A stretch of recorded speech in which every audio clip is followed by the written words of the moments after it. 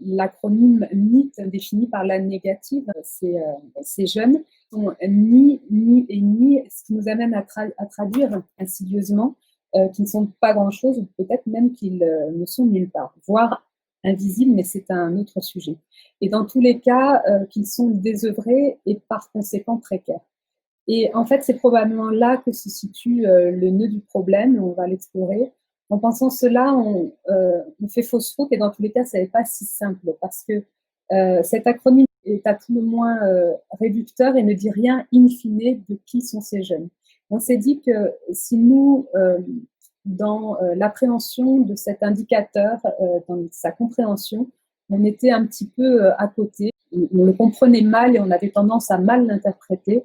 Alors on s'est dit que peut-être on n'était pas les seuls et que du coup ça valait le coup de s'arrêter ensemble sur cet indicateur sur lequel reposent des politiques publiques en faveur de la jeunesse.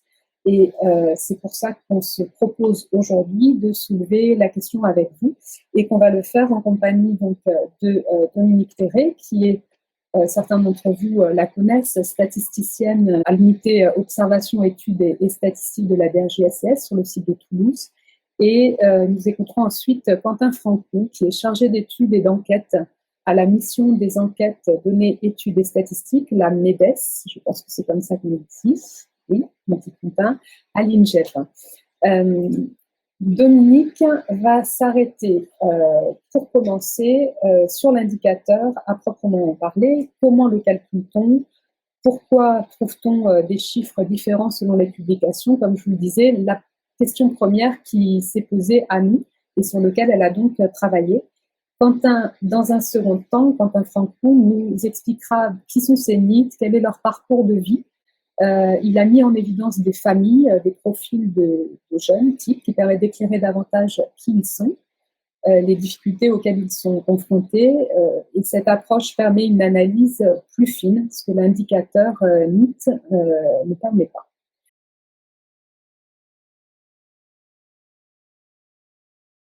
La définition, elle paraît simple et claire.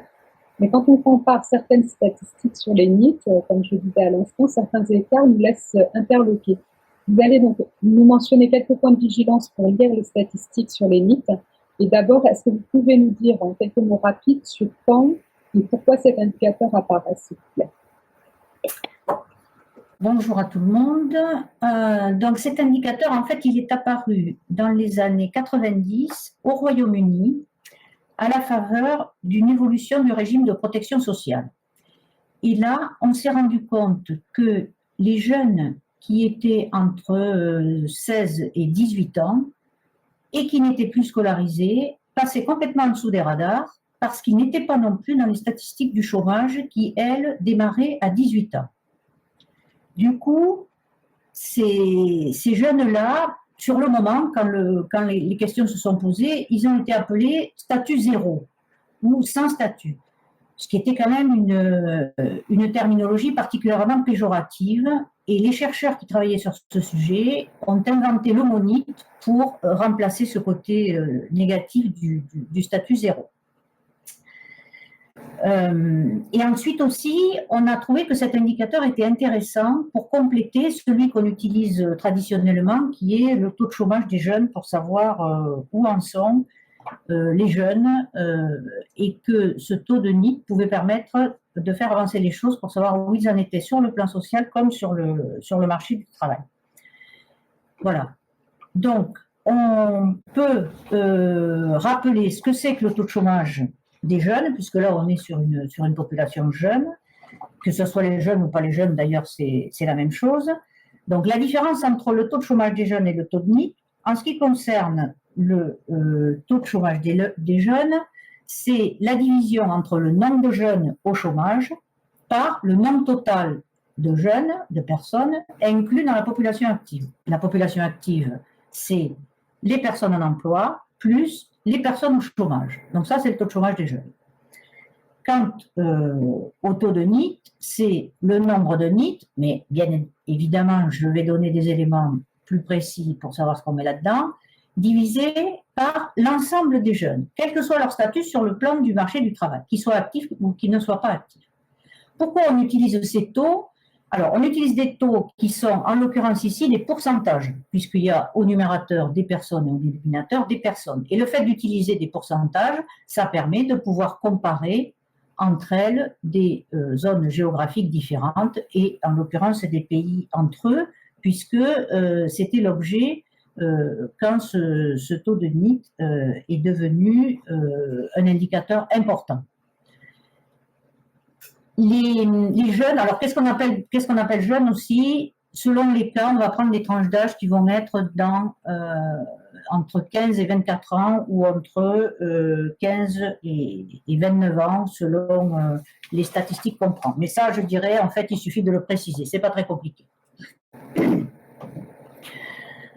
Donc, pour mieux comparer ces deux indicateurs, on va diviser l'ensemble de notre population en quatre grands groupes.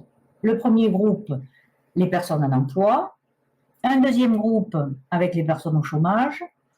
Un troisième groupe qu'on voit dans la partie basse là, du bâton, qu'on va appeler inactifs, c'est-à-dire économiquement inactifs, qui seront en études ou en formation. Et puis, le quatrième groupe qu'on va intituler inactif, ni en études, ni en formation. Donc là, le taux de chômage, comme je l'ai indiqué, mais ça se matérialise mieux à travers cette division en quatre groupes, c'est le nombre de personnes au chômage divisé par la population active considérée en emploi plus au chômage. Si on reprend ce même bâton pour définir le taux de NEET, à ce moment-là, on va avoir rassemblé au numérateur de ce taux l'ensemble des jeunes au chômage plus ceux qui sont inactifs mais qui ne sont ni en études ni en formation. Et le tout, on va le diviser par l'ensemble de la population des jeunes, l'ensemble des jeunes de 15 à 24 ou de 15 à 29 ans selon la tranche d'âge dans laquelle on va se situer. Vous allez donc nous dire maintenant comment on calcule le nombre de jeunes NEET et surtout la partie indiquée inactifs, ni en études ni en formation, parce que pour les chômeurs, c'est une donnée qui est connue à travers les données mensuelles de Pôle emploi, non? Oui, effectivement, les chômeurs sont connus avec les données mensuelles de Pôle emploi. Cependant, les données mensuelles de Pôle emploi, ce sont des données administratives. Et ça va être, dans le sujet qui nous occupe, ça ne pourrait donner que des éléments partiels. On ne pourrait pas avoir l'ensemble des jeunes et on ne pourrait pas avoir l'ensemble des situations de tous les jeunes. Du coup, ce n'est pas ça qu'on va utiliser pour arriver à compter le nombre de NEET, mais c'est ce qu'on appelle l'enquête emploi de l'INSEE, qui est une enquête qui produit des résultats tous les trimestres. Et c'est une enquête qui est commanditée de la même façon qu'aux autres pays de la communauté européenne, donc par la communauté européenne, pour connaître la situation notamment de l'emploi et du chômage au sein des différents pays de l'Europe. Connaître la situation et pouvoir faire des comparaisons. Et pour pouvoir faire des comparaisons, il faut utiliser des définitions qui soient les mêmes dans les différents pays. Et ces définitions sont déterminées par un organisme international qui s'appelle le Bureau international du travail, on appelle ça le BIT, qui donne une définition très précise que je vais vous présenter, maintenant. Donc, l'enquête qui est faite par l'INSEE, c'est une enquête par enquêteur, donc en face à face avec la personne enquêtée, et qui va donc avoir des définitions très précises. On va considérer que quelqu'un est en emploi s'il a travaillé pendant la semaine de référence de l'enquête. La semaine de référence étant déterminée et précisée par l'enquêteur. On va considérer qu'une personne est au chômage si 3 conditions sont réalisées. Il ne faut pas qu'elle ait du tout travaillé pendant la semaine de l'enquête, pendant la semaine de référence, mais pas du tout, pas même 1 heure de travail au mois, pas du tout de travail. Et il faut aussi qu'elle ait été à la recherche active d'un emploi, là, dans le mois qui précède l'interrogation. Si elle a déjà trouvé du boulot pour dans 1 mois ou 2 ou 3, c'est normal qu'elle n'ait pas été à la recherche active d'un emploi. Donc c'est normal qu'on la considère au chômage, mais il faut qu'elle soit sûre à ce moment-là d'avoir un boulot dans les 3 mois. Et la troisième contrainte, pour cette définition, c'est que cette personne doit être disponible pour travailler dans les 2 semaines qui suivent l'enquête. Ce sont ces 3 conditions, dont vous voyez qu'elles sont quand même très précises et relativement restrictives, qui vont permettre de déterminer que la personne est au chômage. Donc, ce n'est pas la personne qu'on interroge et qui vous dit « Ah oui, je suis au chômage ». C'est pas comme ça. C'est une vingtaine de questions qui vont être posées et qui vont pouvoir déterminer cet élément-là. Et pour la troisième catégorie de personnes qui va être pointée, ça va être les personnes économiquement inactives, dans lesquelles il va y avoir ceux qui poursuivent des études, ceux qui sont en formation, et puis les autres, ceux qui sont donc ni en études, ni en formation. Donc le taux de NEET, c'est la même chose que ce qui a été présenté précédemment, c'est toujours la partie au chômage plus les inactifs divisé par l'ensemble des autres, divisé par le total des jeunes. Dominique, je ne vois pas bien ce qui pose problème. La définition de ces NEET paraît claire, mais le sujet de votre intervention laisse penser qu'il y a plusieurs façons de les compter. Alors effectivement, elle est claire, mais elle a quand même 2 gros inconvénients, cette définition. Le premier inconvénient que je n'ai pas indiqué, c'est que l'enquête emploi ne produit que des résultats au niveau France. La façon dont l'enquête est construite et ce qui est demandé par la communauté européenne ne permet pas de décliner des résultats au niveau régional, départemental, a fortiori dans des zones d'emploi ou autres. Donc ça, c'est un gros inconvénient. Et le deuxième inconvénient, c'est aussi que pour obtenir cette classification dans les 3 catégories que j'ai indiquées, il faut poser quand même une vingtaine de questions, ce qui coûte cher. Les gens qui manipulent des enquêtes comprendront bien ce que je veux dire. Du coup, ces 2 gros inconvénients, on a cherché à les contourner parce que c'est bien gentil d'avoir des taux de NEET au niveau national, mais l'intérêt pour mener des politiques publiques efficaces, c'est quand même de pouvoir les décliner dans des niveaux géographiques bien plus fins, que ce soit des régions ou que ce soit des départements. Et donc, on a pour cela, pour contourner ces 2 difficultés, on a eu l'idée de changer de source d'information et d'utiliser le recensement de la population. Parce que le recensement de la population, ça touche tout le monde et sur la totalité de la géographie de la France. Donc au moins, là, on a des éléments pour des régions, voire des départements.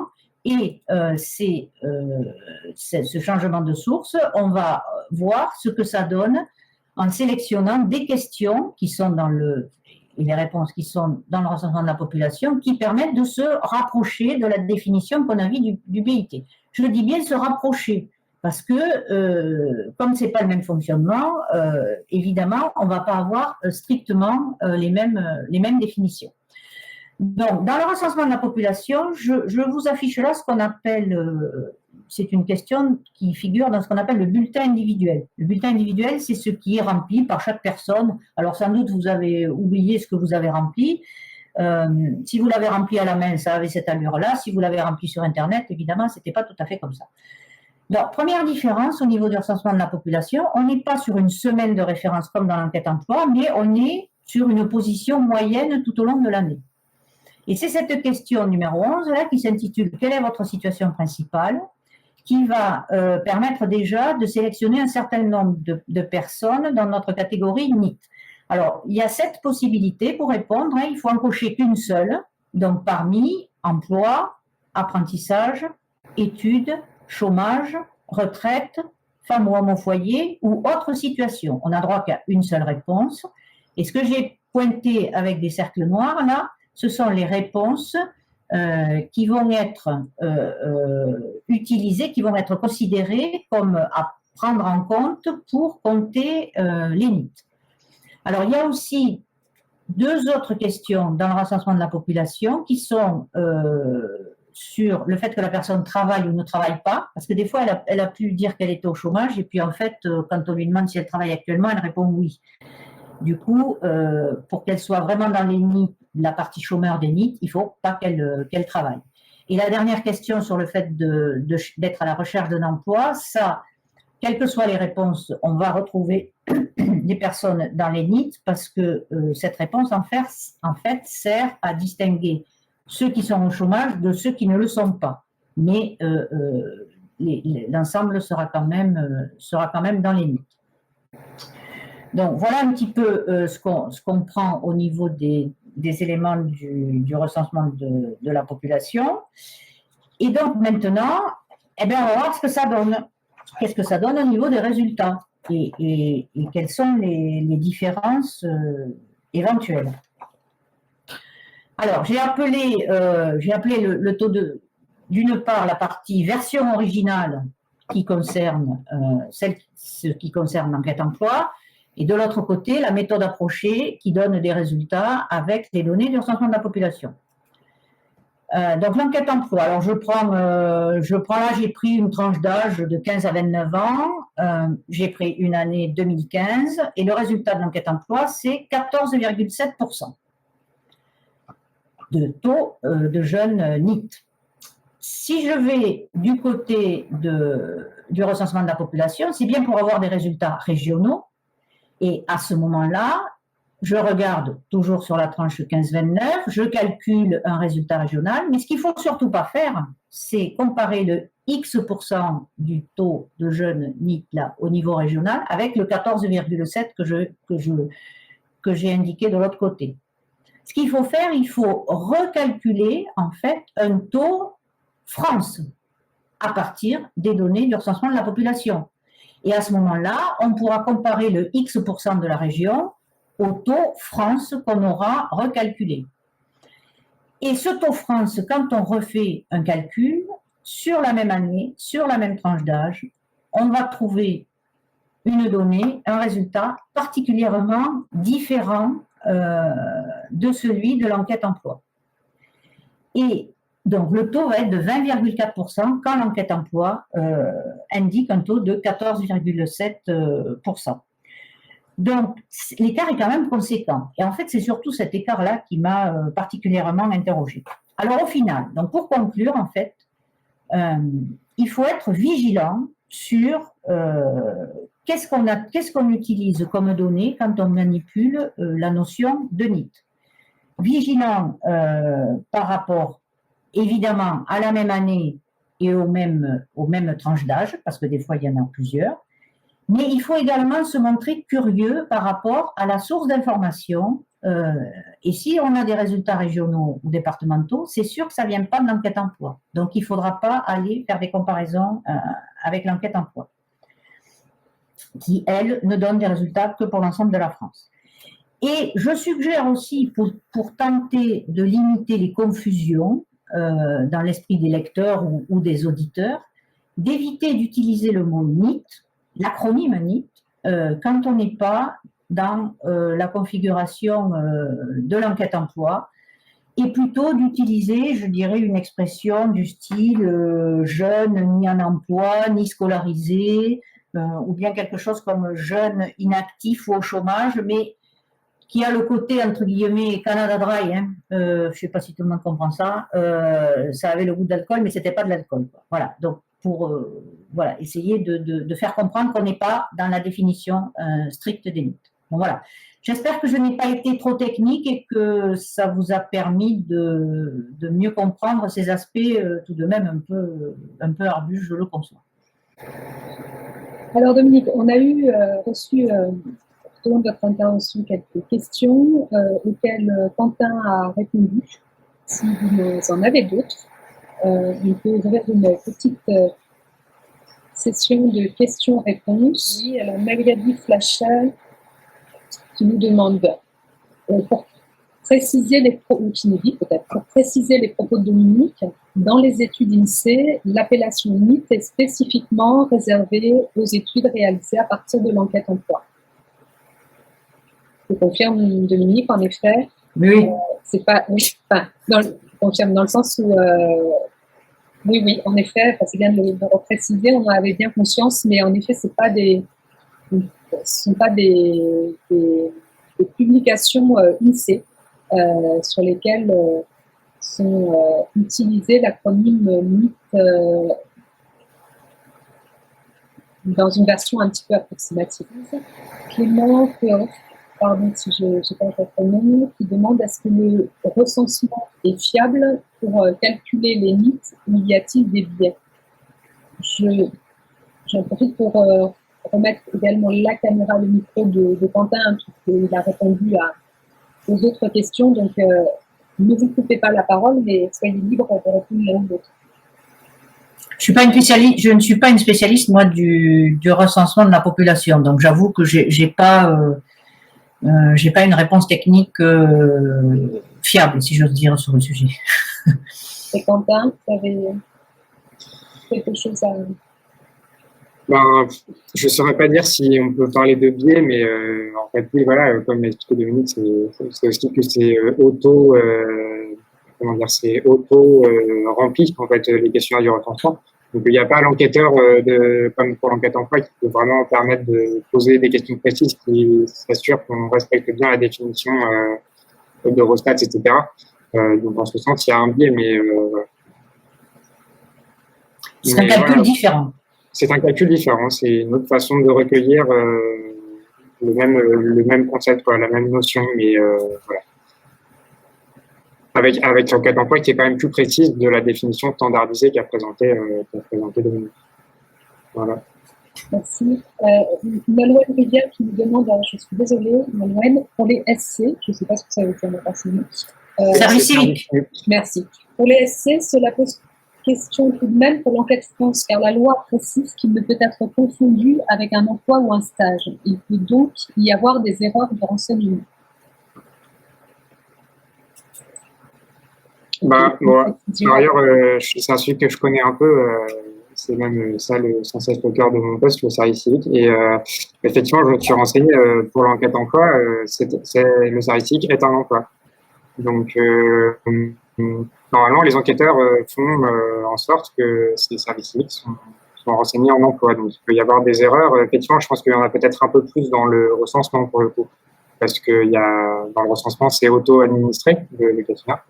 Mais a priori, dans l'enquête emploi, les services civiques sont considérés comme étant en emploi. Malgré ce que la loi précise sur les services civiques. Voilà. Monsieur Jean-Pierre Marguet demande y a-t-il les mêmes écarts de calcul dans les autres pays européens?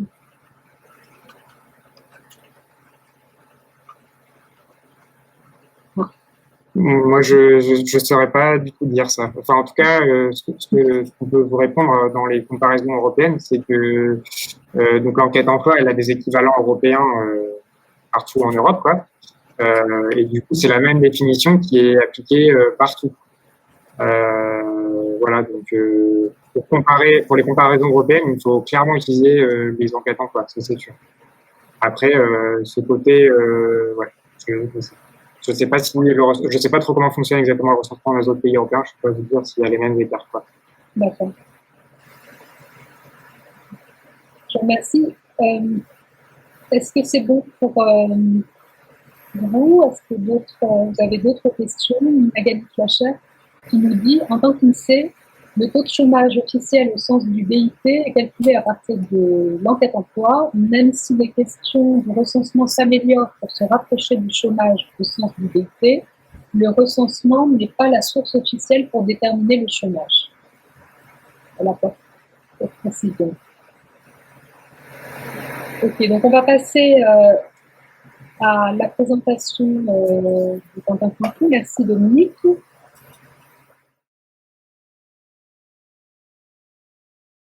Est-ce que vous pouvez nous dire pour quelles raisons vous êtes intéressé à cet indicateur? Qu'est-ce qui vous a donné envie de l'étudier plus près? Est-ce que vous aviez un présupposé?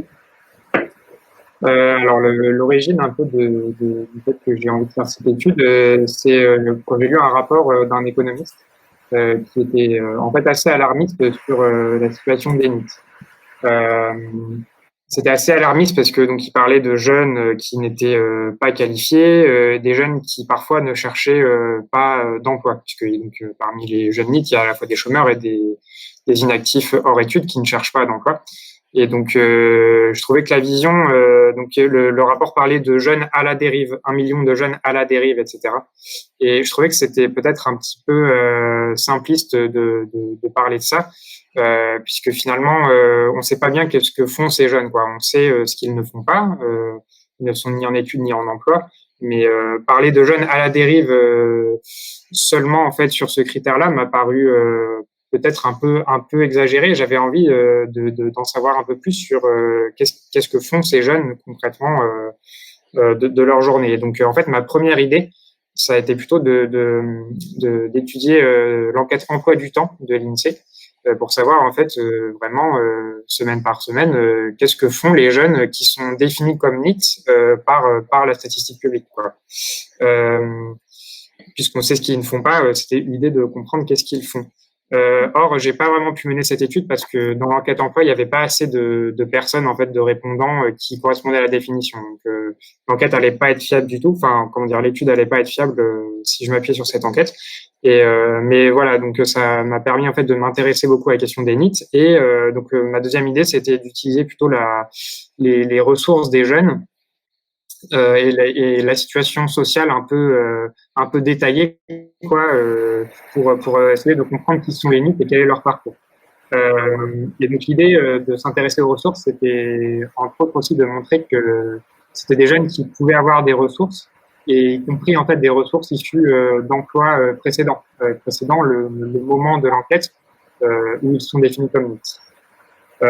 Donc c'est plutôt parce que j'avais envie de remettre en cause un présupposé, on va dire, qui était que c'était des jeunes à la dérive, en partant un peu aussi du présupposé qu'ils ne l'étaient pas tous. Et donc voilà, l'étude a permis effectivement d'arriver au constat de l'hétérogénéité des situations. Et donc effectivement, s'il y a des jeunes qui sont NEET et qui sont en grande difficulté, c'était pas non plus une situation catastrophique ou à la dérive pour l'ensemble des jeunes qui sont NEET. Voilà. Okay. Et donc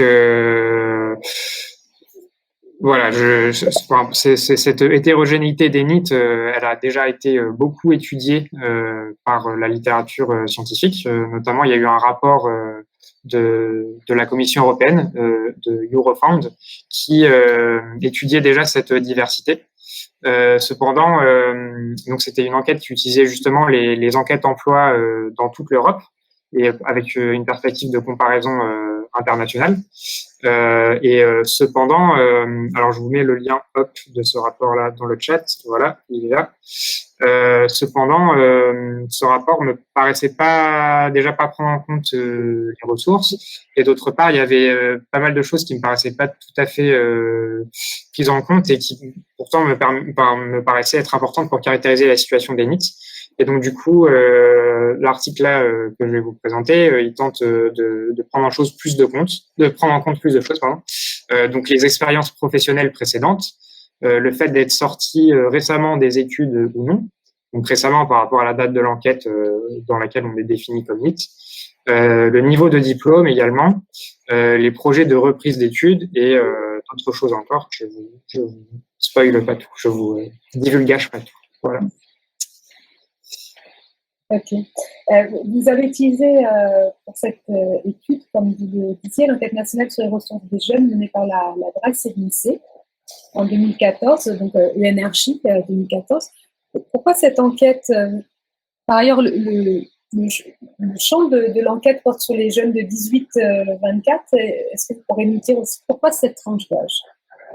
Alors, je vais commencer par la première question. Donc, pourquoi cette enquête ? En fait, c'est la seule enquête de l'INSEE et de la statistique publique qui détaille les ressources des jeunes eux-mêmes. En fait, plutôt dans la statistique publique, souvent on a une approche par le ménage. En fait, on interroge des logements et on va voir, on tire au sort des personnes qui habitent dans ce logement. Et par ce biais-là, on capte les jeunes. Et en fait, ça, c'est pas forcément très bien pour capter tous les jeunes parce que ils changent beaucoup de logements, ils sont pas toujours ils vivent pas toujours à l'adresse qui est renseignée, etc. Il y en a qui sont dans des résidences collectives, etc., qui sont rarement enquêtés en fait par l'INSEE. Et donc l'idée de l'enquête énergie, c'était vraiment de faire un focus sur ces jeunes, avec une unité statistique qui est vraiment le jeune et non plus le ménage. Voilà, donc c'est un peu la seule enquête qui permet d'être aussi précis sur les jeunes. Et par ailleurs, c'est la seule enquête qui détaille autant les ressources à ce niveau individuel, c'est-à-dire au sein du ménage en fait. Et donc en gros, cette enquête interroge les jeunes sur l'ensemble des transferts financiers qu'ils ont reçus, y compris les aides des parents, ce qui n'est pas quelque chose de pris en compte par l'enquête emploi par exemple. Et donc pour mener cette approche par ressources, c'était la seule enquête possible en fait. Et donc pour en venir à la deuxième question, pourquoi cette tranche d'âge? Tout simplement parce que vu que j'ai choisi cette enquête, c'était la tranche d'âge de l'enquête. Mais par ailleurs, c'est une tranche d'âge qui peut être assez pertinente parce que parfois les taux de NEET sont calculés sur une tranche assez large qui va de 15 à 29 ans. Or, en fait, on se rend compte que de 25 à 29 ans, déjà les taux de NEET sont un peu plus élevés et qu'en fait, les raisons pour lesquelles on est NEET, c'est un peu plus souvent une inactivité d'ordre familial des personnes qui sont des parents au foyer, en fait, notamment des femmes au foyer. Et donc, en fait, sur cette tranche de 15 à 29 ans, on se rapproche un peu plus d'une inactivité qui est pour des raisons adultes, entre guillemets, non pas de dire que les NEET de 18 à 24 ans sont pas des adultes, mais en tout cas, les raisons d'être inactifs se rapprochent plus de la population générale, et donc finalement, ça fait une population qui est moins spécifique aux jeunes. Et donc finalement, 18-24 ans, c'est pas mal pour s'intéresser aux situations des personnes qui sont inactives ou au chômage en tant que jeunes, quoi. Voilà. Et donc, par ailleurs, je précise que dans cette enquête, il y a une définition qui est assez différente de celle utilisée par Eurostat et par l'enquête emploi, la définition que vous a présentée Dominique, parce que finalement, toutes les questions que pose l'enquête emploi pour définir précisément qui est NEET, qui ne l'est pas, elles n'ont pas été posées dans cette enquête. Donc, j'avais une définition un peu plus proche du recensement, parce que je m'appuie principalement sur le fait que les jeunes se soient déclarés soit au chômage, soit inactifs. Et donc, c'est ça ma définition des NEET dans cette enquête. Et en effet, on trouve plutôt un taux de NEET finalement d'autour de 20% qui est plus proche du recensement.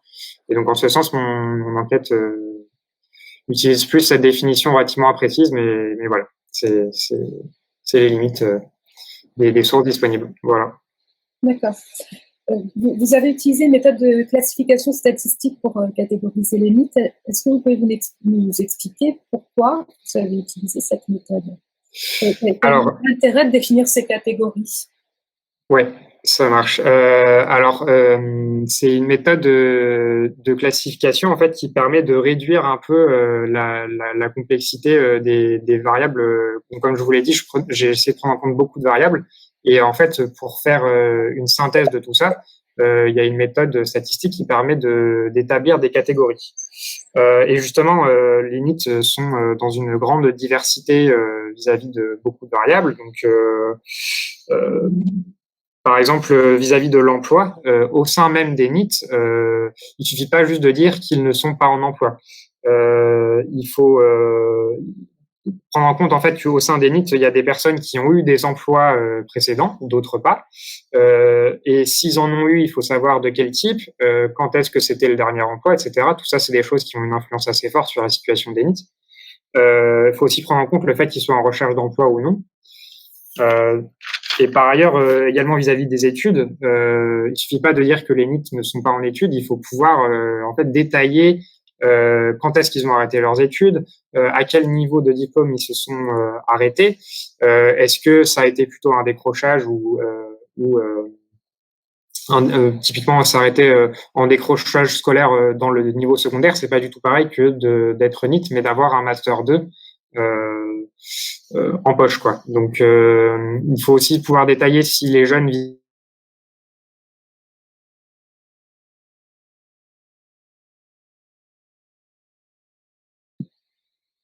vis-à-vis des...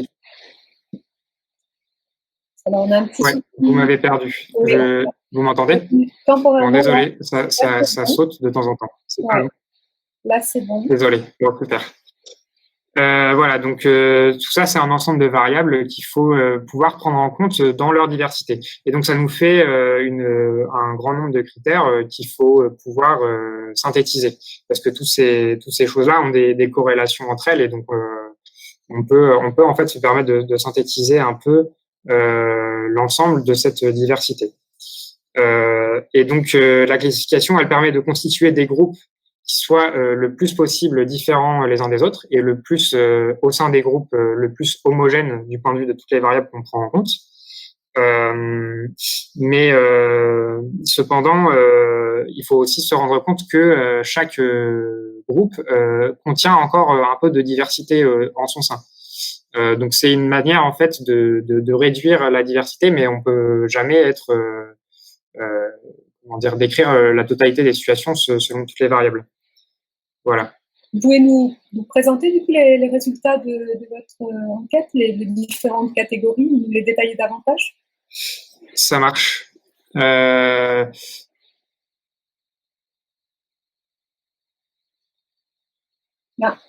Quentin, on vous a perdu à nouveau. Je ne sais pas si vous nous entendez. Je ne sais pas si vous... Ouais, c'est bon, je suis revenu. C'est souvent des coupures assez courtes comme ça, je m'excuse. Voilà, donc je reviens sur...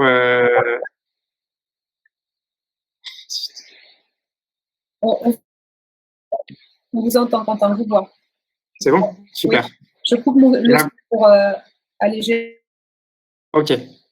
Donc là, tout va bien. Super. Bon, désolé. Donc, les NEET, donc deux résultats principaux de l'étude. Les NEET ont des profils sociaux et des parcours qui sont très divers et qui ne se résument pas par la définition de NEET, comme je vous le disais. Et par ailleurs, deuxième grand type de résultat, les NEET, contrairement à ce que pourrait laisser penser leur situation au moment de l'enquête, c'est des personnes qui ont des ressources financières. Mais par contre, au sein des NEET, le niveau de ces ressources et la provenance des ressources, elles sont assez différentes en fonction justement de cette catégorisation, en fonction de leur type de parcours. Voilà. Donc voici les 5 catégories que la classification statistique a permis d'établir.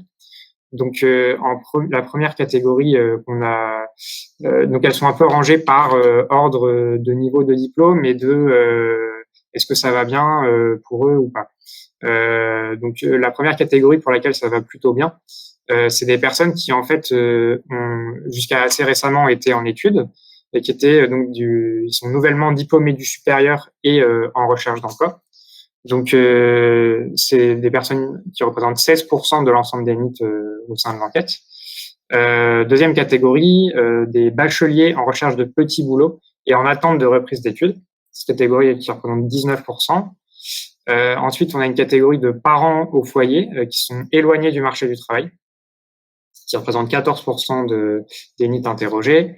Enfin, du coup, la catégorie la plus grande, qui représente 31% des NEET, ce sont des personnes qui sont diplômées de l'enseignement professionnel, qui sont au chômage depuis peu de temps. Et la dernière, qui est la catégorie la plus en difficulté, ce sont des NEET qui n'ont pour la plupart pas de diplôme et qui sont dans une situation assez éloignée de l'emploi. Voilà. Donc là, je vais vous détailler un peu plus chaque profil de chacun de ces 5 profils. Et donc du coup, comme je vous le disais, là, ce que je vais vous décrire, en fait, c'est les cas les plus typiques de la catégorie. Mais en fait, vu qu'il y a une grande diversité, tous les types de la catégorie ne correspondent pas pile poil à chacun des critères que je vais vous donner. Donc voilà, il y a des personnes qui, par exemple, peuvent se retrouver dans cette catégorie de personnes récemment diplômées du supérieur en recherche d'emploi, qui peuvent être, par exemple, récemment diplômées du supérieur, mais peut-être pas forcément en recherche d'emploi. Il y a des choses qui sont un peu, il y a des profils qui sont un peu, si vous voulez, qui correspondent pas exactement au cas type qu'on a donné, mais du coup il faut bien les mettre dans une catégorie, et donc du coup à chaque fois dans chaque catégorie je vous donne vraiment le cas qui est le plus typique, voilà, en sachant que qui représente pas la totalité des personnes de la catégorie. Voilà. Donc dans cette catégorie, le fameux cas le plus typique, c'est une personne qui a un diplôme supérieur, qui a terminé ses études cette année, donc l'année de l'enquête, c'était l'année 2014. En fait, on les a interrogés à l'automne, enfin l'INSEE les a interrogés à l'automne, et donc du coup, ça voulait dire qu'ils avaient terminé leurs études dans l'année civile 2014, donc juste avant en fait cette année-là, enfin juste avant l'enquête, quoi. Ce sont des personnes qui cherchent du travail depuis au moins, depuis moins d'un an, ou c'est aussi des personnes qui en avaient déjà trouvé un qui commencera plus tard, parce que ces personnes-là, il faut savoir qu'elles sont considérées comme au chômage, et donc du coup, elles se retrouvent dans la catégorie NEET, même si en fait elles ont déjà trouvé un emploi. Voilà. Et donc toujours la caractéristique du cas le plus typique, c'est une personne qui a eu une expérience professionnelle dans l'année écoulée, malgré le fait d'avoir terminé ses études cette année. Donc notamment dans cette catégorie, on retrouvait beaucoup de personnes en stage. J'avais considéré que c'était une expérience professionnelle. Et donc voilà, finalement tous ces critères font que c'est des personnes qui sont assez proches de l'insertion professionnelle, dans la mesure où elle cumule tous les avantages par rapport aux autres NEET. Donc un diplôme du supérieur, une sortie d'études récente, une recherche de travail mais qui n'a pas duré très longtemps, et une expérience professionnelle le plus souvent au cours des études. Voilà.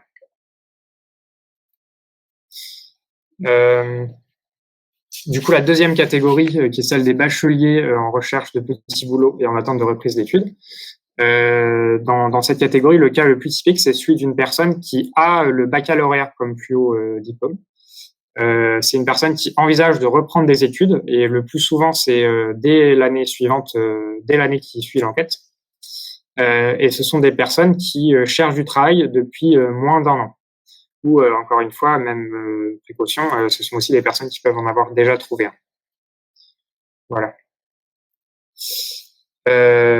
Ensuite, troisième catégorie, les parents éloignés, parents au foyer éloignés du marché du travail. Donc le cas le plus typique, c'est des personnes qui ont des enfants à charge, qui soit souhaitent travailler sans faire de recherche active, soit ne souhaitent pas travailler du tout. Donc en fait, ça, ce sont des personnes inactives. C'est-à-dire que être inactif, c'est comment dire, c'est le fait de ne pas chercher activement d'emploi. Donc en fait, ce critère-là, ce deuxième point que je vous donne là, c'est vraiment le fait d'être inactif. Mais voilà, je voulais distinguer les personnes qui sont inactifs mais qui souhaiteraient travailler en soi, des personnes qui ne souhaitent pas du tout travailler. Voilà. Donc il y a les deux cas dans cette catégorie 3. Dans cette catégorie des parents foyers, ce sont donc des personnes qui le plus souvent vivent en couple, mais pas toutes. Alors je dis toutes parce que justement ce sont 86% de femmes. Toutes ne vivent pas en couple au sein de cette catégorie. Et ce sont des personnes qui en général n'ont pas le diplôme du baccalauréat. Donc effectivement là on est sur une tranche d'âge assez jeune. Donc c'est des personnes qui ont donc entre 18 et 24 ans. Donc c'est pas surprenant que pour ce qu'on sait sur la démographie, etc., l'âge au premier enfant, c'est peu surprenant de voir que les personnes qui ont des enfants à cet âge sont plutôt moins diplômés. Ah oui, alors je vois la question, je vais vous répondre à la fin. Je vais dérouler mon truc, mais c'est une question très très intéressante. Alors, du coup, quatrième catégorie, les diplômés de l'enseignement professionnel au chômage depuis peu de temps. Donc ça représente 31% des NEET, c'est la catégorie la plus grande parmi les 5 qu'on a établis. Donc c'est des personnes qui ont un diplôme professionnel du secondaire, donc soit un CAP, soit un BEP, soit un bac professionnel. C'est des personnes qui ont travaillé lors de l'année civile qui correspondait à l'enquête. Et c'est des personnes qui recherchent du travail depuis moins d'un an. Donc voilà, c'est des personnes qui ont des diplômes qui malgré tout leur permettent d'être au chômage depuis relativement moins de temps par rapport à d'autres personnes NEET. Et c'est des personnes qui ont pour la plupart aussi une expérience professionnelle déjà. Qui donc sont engagés dans une carrière professionnelle qui est déjà là, mais qui est un peu précaire. Et donc, au moment de l'enquête, se sont retrouvés au chômage et donc ont été catégorisés comme NEET. Et enfin, dernière catégorie, qui est celle qui est la plus vulnérable, la plus en difficulté, c'est la catégorie des NEET sans diplôme et éloignés de l'emploi. Donc, ce sont des personnes qui n'ont pas de diplôme ou alors seulement le brevet des collèges, pour la plupart, La plupart recherchent activement du travail, donc c'est pas juste souhaiter travailler sans rechercher, c'est vraiment rechercher activement du travail pour le coup, et ils le font depuis plus d'1 an, donc sans trouver. C'est aussi dans cette catégorie-là qu'on retrouve le plus de personnes qui sont, donc on dit, limitées dans leur autonomie par un problème de santé.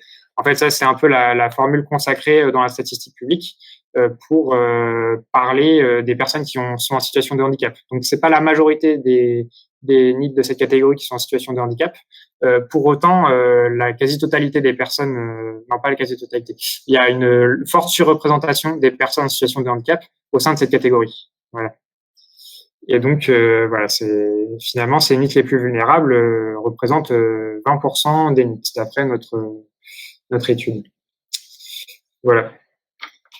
Ouais, faut passer à la question suivante, si je le mets. C'est ça? Si j'allume pas mon micro, ça marche pas. Ça marche. Vous disiez que les NEET ont des ressources, mais du coup, on se demande quelles elles sont, puisqu'ils sont ni en études ni en emploi. Ouais, bah alors justement, c'est une des choses que je voulais rappeler à travers cette étude, c'est que en fait, même si dans la situation actuelle, ils ont donc pas accès à l'emploi ni accès aux bourses d'études, en fait, ils peuvent quand même avoir des ressources en fait, notamment des ressources qui sont issues d'emplois précédents ou des ressources qui peuvent être issues d'allocations.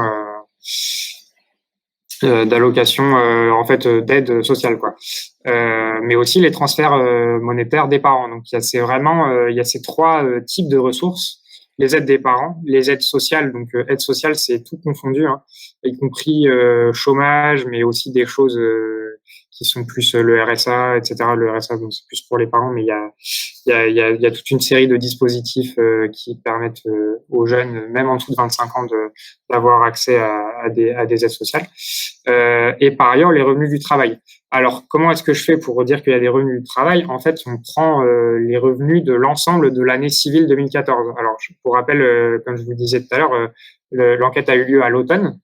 Du coup, les enquêteurs ont interrogé les jeunes sur l'ensemble de leurs ressources sur toute l'année écoulée. Et prendre l'ensemble de l'année, ça peut permettre de lisser un peu justement les fluctuations des revenus de ces jeunes. Donc ça nous fait une mesure un peu plus stable. Donc alors ça ne veut pas forcément dire que les personnes ont, si vous voulez, toutes ces ressources-là disponibles au moment de l'enquête, etc. Mais en tout cas, ça permet de montrer que sur une année, en fait, finalement, des personnes qui sont catégorisées comme NEET ont reçu de l'argent de différentes sources, y compris celle du travail. Voilà. Et donc, voilà. Donc là, je vous présente un premier graphique qui permet justement de montrer quelles sont les ressources de l'ensemble des jeunes. Donc, j'ai comparé les NEET aux jeunes en emploi et aux jeunes en études. Et vous voyez, on voit donc sur ce graphique que donc évidemment les NEET sont, enfin évidemment, c'est pas évident d'ailleurs, mais en tout cas les NEET sont dans ces trois groupes les personnes qui ont eu le moins accès à des ressources financières au cours de l'année civile écoulée. Et donc ils ont accès en fait à 2400 € de revenus du travail au cours de l'année. Ils ont eu accès à, donc c'est des montants moyens par année, hein, 2230 € sous forme de prestations sociales, et de prestations sociales, c'est toutes les aides sociales incluses, hein, y compris chômage, etc. Et 1370 € de la part de leurs parents. Et donc on voit déjà, on peut comparer en fait ces montants-là à ceux des jeunes en études, parce qu'en fait on voit que finalement les jeunes NEET ont reçu un peu plus d'argent que des personnes en études. Et aussi, notamment, ils reçoivent beaucoup moins d'argent par les transferts des parents. Ils sont beaucoup moins aidés par leurs parents que la catégorie des jeunes en études. Voilà. Et du coup,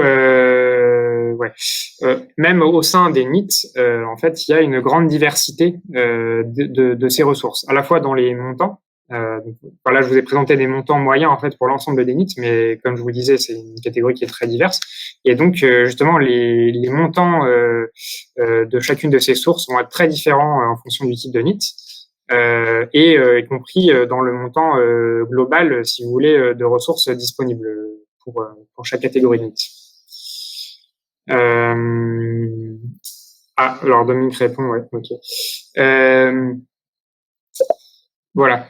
Et donc, principaux résultats de cette comparaison, avant que je vous montre le même graphique pour chacune des catégories. Donc, on voit qu'en fait, les NEET les plus diplômés ont plus d'aide de leurs parents. C'est ceux qui en reçoivent le plus, qui en ont reçu le plus au cours de l'année. Les parents au foyer sont ceux qui reçoivent le plus d'aide sociale. Ça, c'est notamment lié à leur situation de parents au foyer qui ouvre droit à beaucoup de prestations. Les NEET qui ont travaillé récemment, ce sont des personnes qui ont des revenus du travail assez importants, comme on le verra dans la slide suivante, mais je voulais d'abord vous résumer tous les résultats. Par ailleurs, donc le niveau, comme je vous le disais, le niveau global des ressources sera très différent et le chiffre à retenir, c'est qu'en fonction des catégories, on peut avoir des différences qui vont de 1 à 2,5 fois en fonction du type de NEET auquel on appartient. Voilà.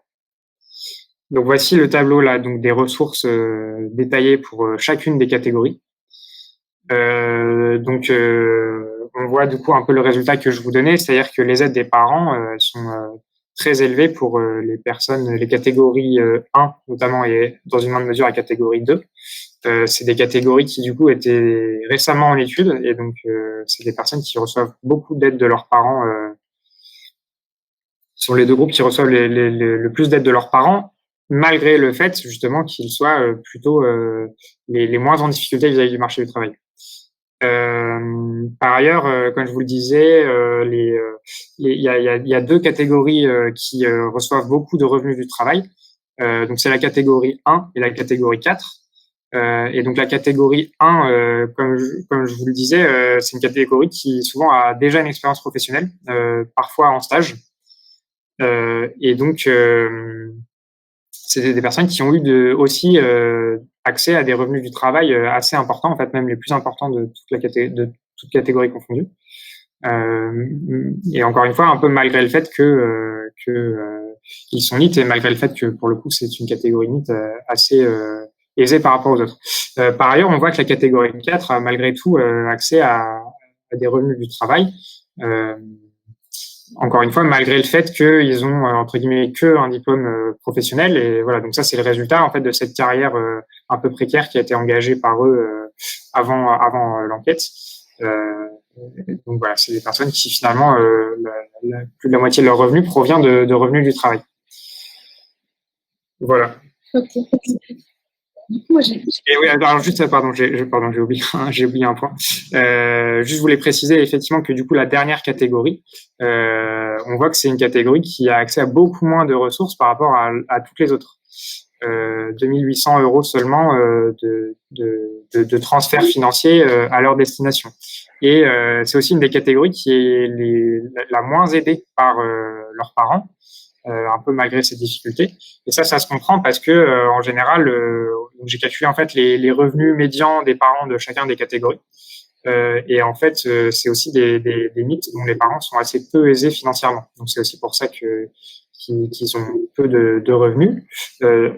C'est aussi parce que les parents sont peu en mesure de les aider. Et je voulais aussi, oui, il y a peut-être un détail qui peut interpeller, c'est que finalement, on a l'impression que la catégorie 3, qui est celle donc des parents au foyer, on a l'impression que c'est la catégorie la plus riche des NEET.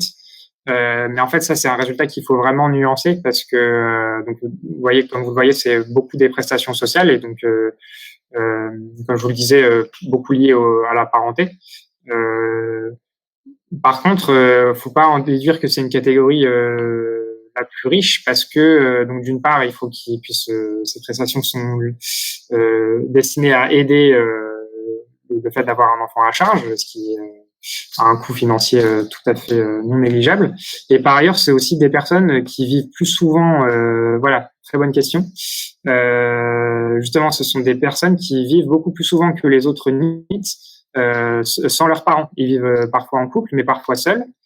Et donc, pour répondre plus directement à votre question, Audrey, en fait, en moyenne, il y a 75% des NEET qui vivent chez leurs parents. Et après, c'est entre les 25% restants, il faut que je retrouve les chiffres, mais il doit y en avoir à peu près une dizaine de pourcents qui vivent en couple. Et quasiment toutes ces personnes sont du coup dans la catégorie 3. Voilà.